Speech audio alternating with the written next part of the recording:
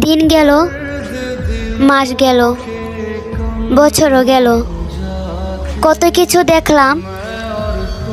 এখন শুধু দেখব আর্মিদের ধৈর্য, কারণ দেখতে দেখতে আমরা সেই দিনগুলোর কাছে চলে এসেছি যে দিনগুলোর মুখোমুখি হতে চায় না।